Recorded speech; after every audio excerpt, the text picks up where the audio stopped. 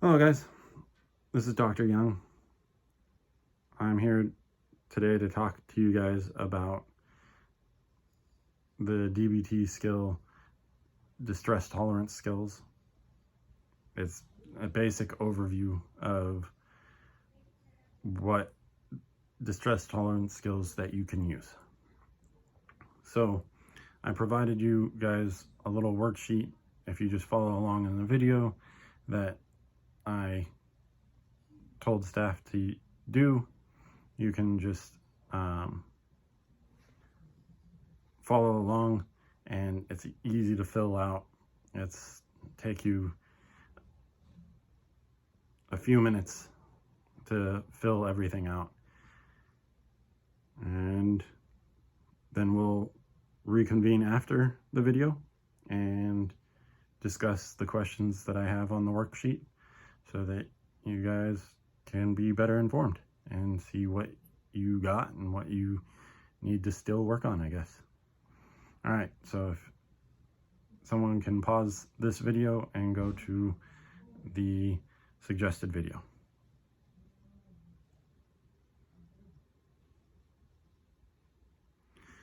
All right, so now that you've watched the video, I want to talk to you guys a little bit about what distress tolerance skills you can utilize and sort of gain an idea of how you can utilize several of them all together as you try to refrain from negative consequences in your life. So the first question that I asked was, what's the acronym for the STOP skill? Well, first you have to stop in the situation. You take that moment, you take a step back, which is the next one, and then you observe the situation. You figure out what will help you in that situation if you need to refrain from continuing the conversation or argument that you're having with whoever it is and coming back to the situation when you're cooler or whatever.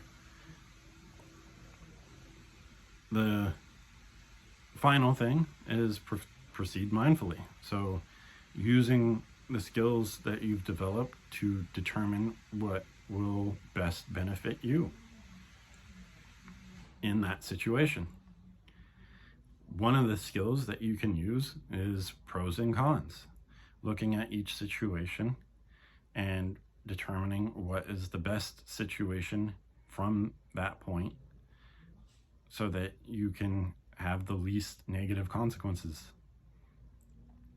How you use pros and cons? Well, you have to use wise mind.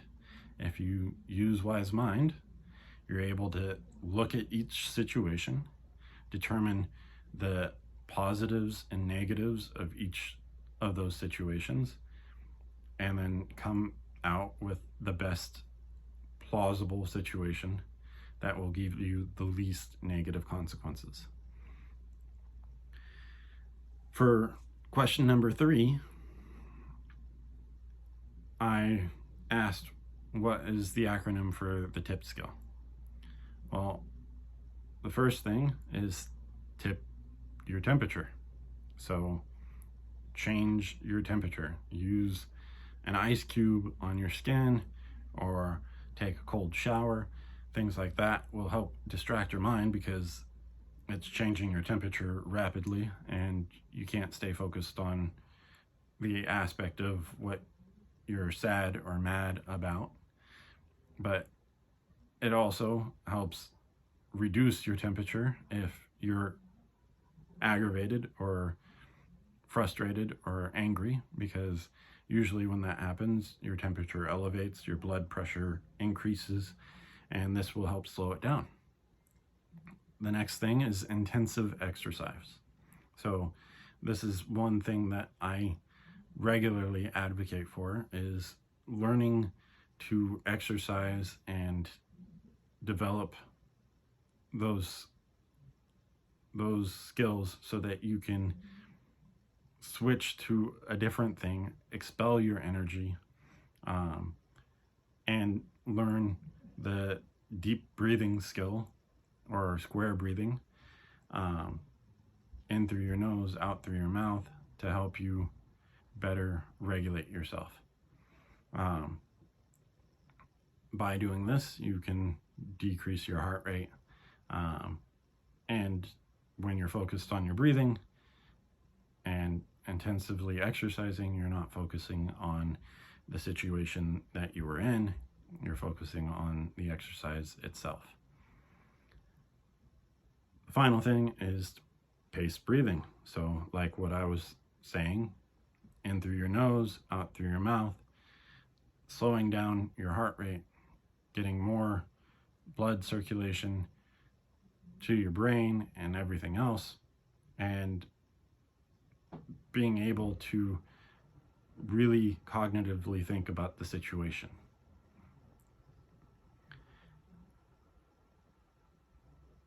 Then we're going to move to accepts.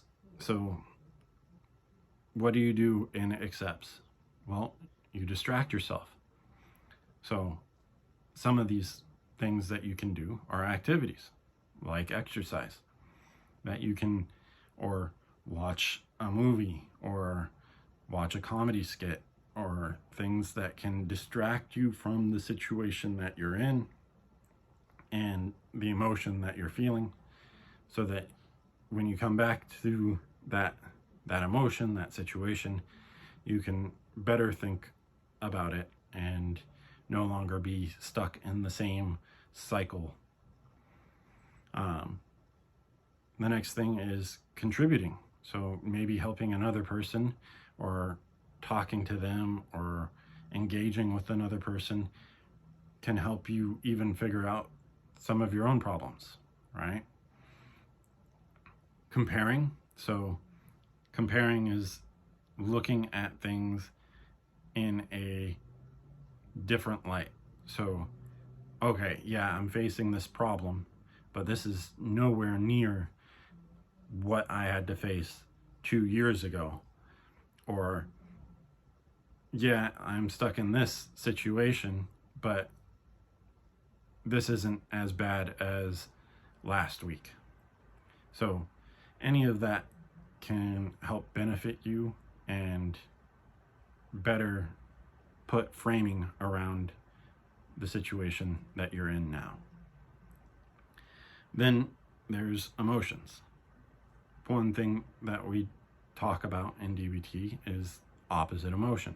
So doing something that is opposite of the emotion that you're feeling at that time. So if you're mad, trying to do a half smile, or even if you're sad, doing a half smile will help change your mood and trick your brain into releasing endorphins to help you feel a little bit better.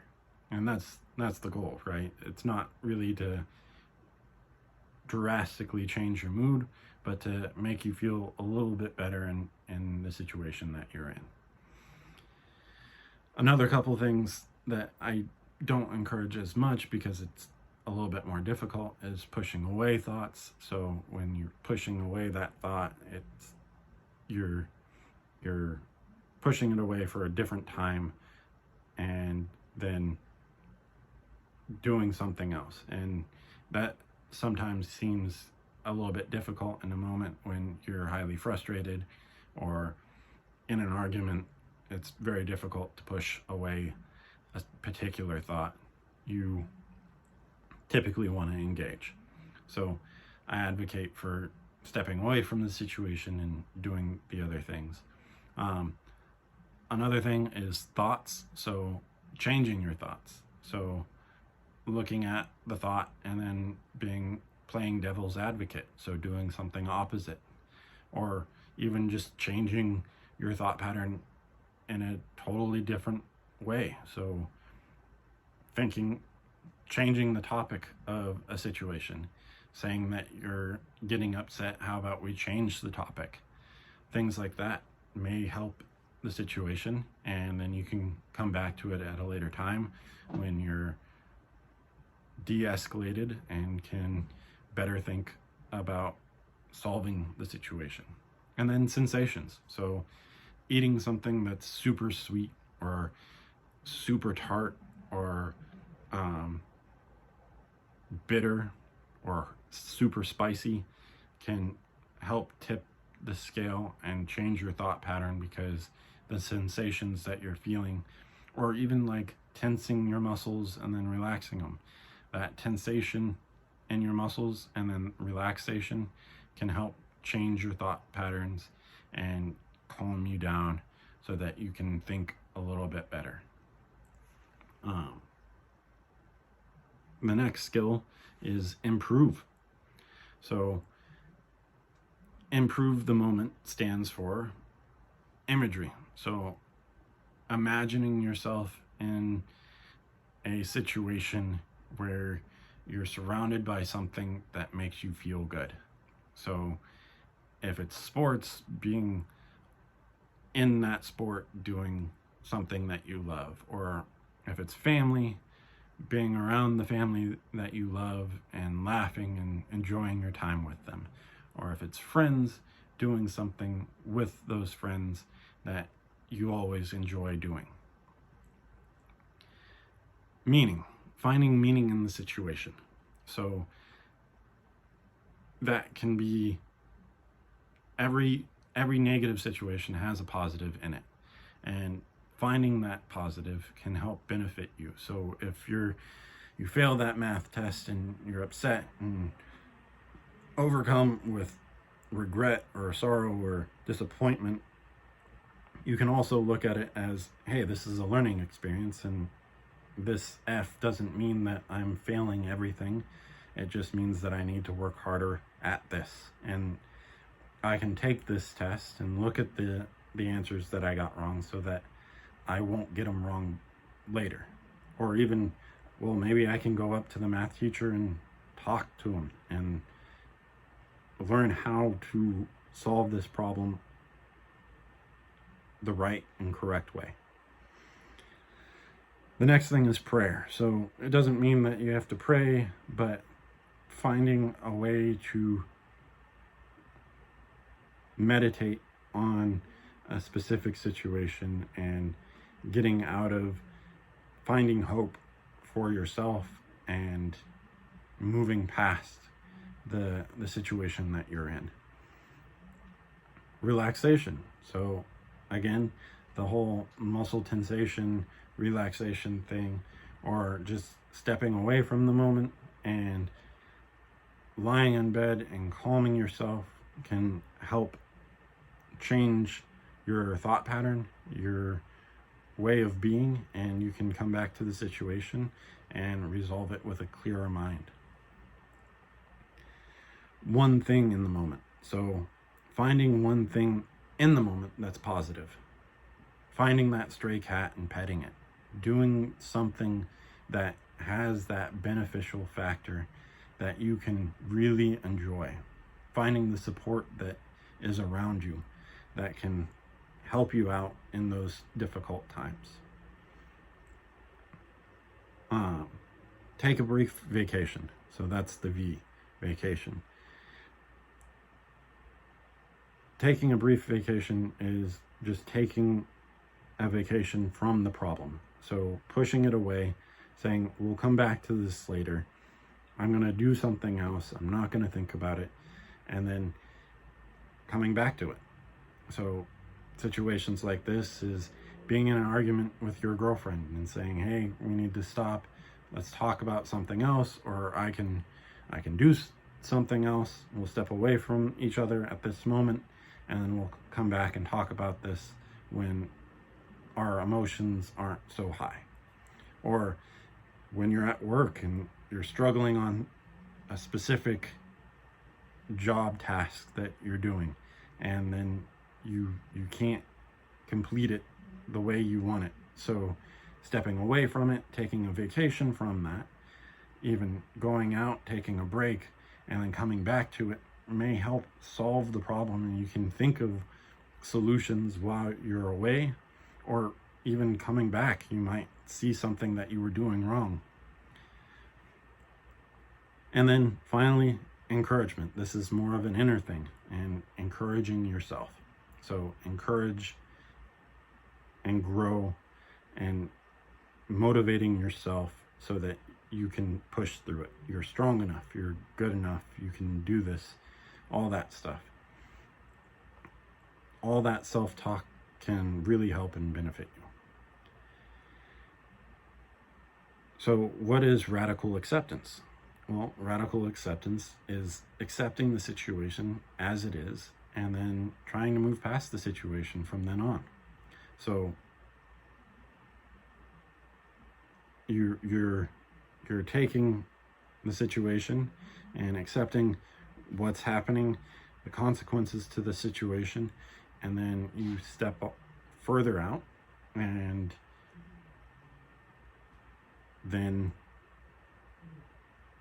try to come up with solutions to help reduce the negative consequences that you receive. By doing this, you eliminate further negative consequences coming your way.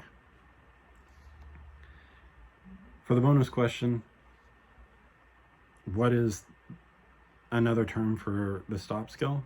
Well, take a moment to pause. Pause the situation and come back to it at a later time.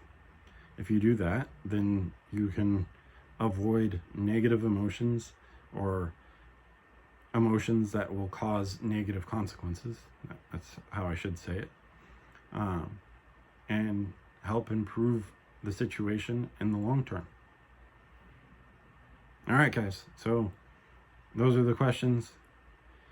That was the video, and I hope you guys got something out of it. And if you were able to answer everything appropriately, then great. And if not, then maybe you should come back and revisit the information again. All right. I'll see you next time.